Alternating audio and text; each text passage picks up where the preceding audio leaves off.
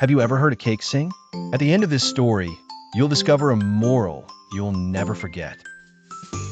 In the village of Sweetmelon, there was a secret bakery where cakes were born with souls. The most special one was Coraline, a raspberry cake that sang when sliced. Coraline wasn't just delicious, she also composed songs through her layers. Her sweet and mellow voice made listeners cry with emotion. Only one chef could bake her, Mrs. Tart, a woman with whipped cream hair and caramel fingers who never revealed her magical recipe. One day, a famous culinary critic arrived in Sweetmelon, Mr. Rigoberto Biscuit. No one knew he hated joyful desserts. After tasting a crumb of Coraline, Rigoberto felt his heart vibrate, but instead of being moved, he got angry. A cake that sings? This ruins the art of fine pâtisserie, he shouted, tossing his glass of milk as if it were poison. Coraline, wounded in her musical pride, stopped singing entirely. The whole village became sad. The bakery turned gray. Mrs. Tart tried to cheer her up. She played waltzes, sprinkled her with shimmering sugar, hugged her with a warm spatula, but Coraline stayed silent. Until one night, a mouse with long ears named Mello snuck into the bakery, drawn by the echo of a lost note. Mello couldn't read or write, but he understood music like no one else. He sat beside Coraline and began to hum a gentle melody. Something in the cake's heart trembled. Coraline opened a tiny raspberry eye and, without knowing how, let out a timid "doo." Mello leapt with joy.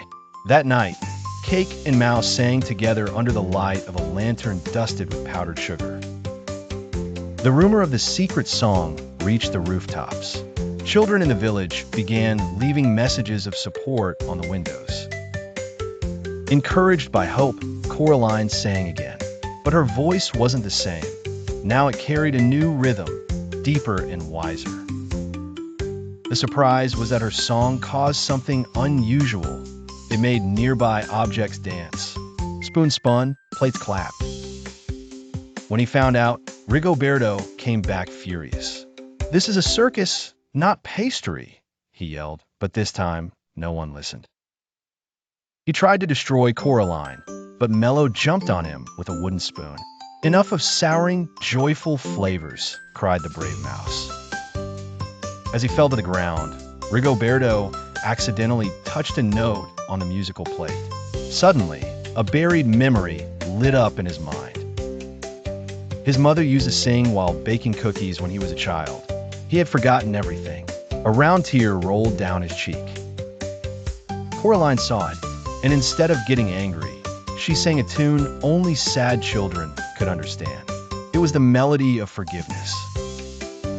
Rigoberto knelt down. "Forgive me for trying to dim your light," he whispered, hugging Coraline with tenderness. The bakery shone again. The walls changed color with the songs, and the scent of joy floated through the streets. Mrs. Tart baked new singing cakes, one with a trumpet voice, another that sounded like rain, and one that sang in dreams. Coraline and Mello became pastry theater artists, touring nearby towns with their magical concerts. Rigoberto became their agent. He changed his last name to Smiling Biscuit and wrote reviews full of sweetness. At every show, Mello reminded the crowd, it's not about being perfect, but about never dimming what makes someone else special.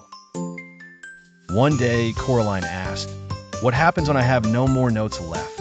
Mello replied, "Then your music will live in hearts." And so it was.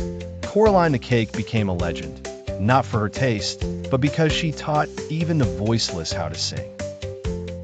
Each year, Sweetmelon celebrates Singing Cake Day, where everyone, even the quiet ones, can release their inner note. Moral: never dim someone's light just because it shines differently. Sometimes that light can show you how to brighten what you had forgotten.